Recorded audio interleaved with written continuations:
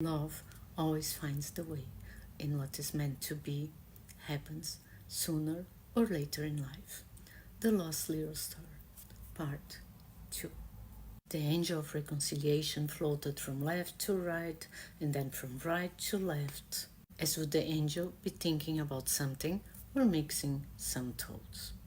After a while, the angel approached Anne-Marie and whispered some words inside her ear.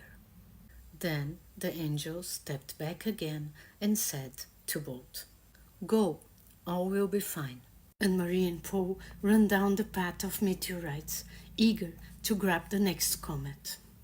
Some of the small meteorites got attached to them, old little star steers, which would give them the gift of compassion. They did not even worry about stumbling occasionally on the meteorites and did not even notice that as it happened.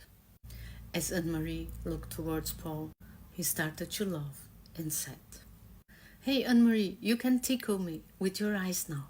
Anne-Marie laughed back, saying, "Think of me if you feel sad sometimes, and I will tickle you."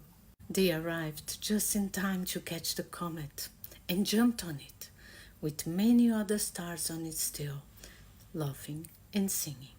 When the comet passed over the earth, the little stars start to jump out. Little sparks coming out of the tail of the comet and falling on the planet. Meanwhile, back on Earth, Marion returned to the hospital. Will it be, finally, now? Josh was at work, thinking if he should ask for another day off. He could not take his eyes off his cell phone. But how many days off would he ask for? His boss did not seem happy about it. It was already the third time. Josh decided to go to the hospital. You never know, and he could work on weekends to catch up from the days off. As he was entering the hospital, Marion called, "Josh, run! It is happening! Now!" Josh came just in time to hold Marion's hand, and Paul was born.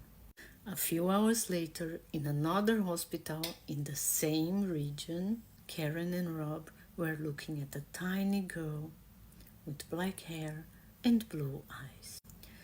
Karen wanted to call her Marie, like her grandmother. Rob wanted Anne, like his sister. They were arguing again. Fernanda, who was the head nurse, entered the room and said, "Could you come to an agreement now? If not, why not Anne-Marie, or will it be a nameless baby?" Both looked towards the baby. Anne-Marie? Anne-Marie looked first to her mom, then to her dad. And both smiled. So simple and easy, we had not thought about it. The angel of reconciliation had told Anne-Marie that she had the gift of reconciliation in her eyes. Did she have it before, or was it a gift from the angel? But every time that her parents were starting to argue, she looked first to one, then to the other one, as would she be smiling with her eyes. And then it was as if the argument had not even started. Time passed by, 4 years already. And arguments and even tense discussions were happening less and less between Karen and Rob. They liked to love a lot, and their love arriving at the other side of the universe and touching some of the meteorites turned into colored rays. In another house in the same region was Paul. Paul liked to play with his toys where he could see the window and watch the starry sky. Sometimes he was sad, but then he started to smile, and the smile turned into a laugh as he was thinking about something so abstract that he could not exactly remember it. It was a kind of tickle inside of his heart. And he remembered a little star tickling him in a kind of dream. Maybe he would never know why. One day, they would meet again. And Anne-Marie would make him smile with her eyes. Because love always finds the way, and what is meant to be happens sooner or later in life.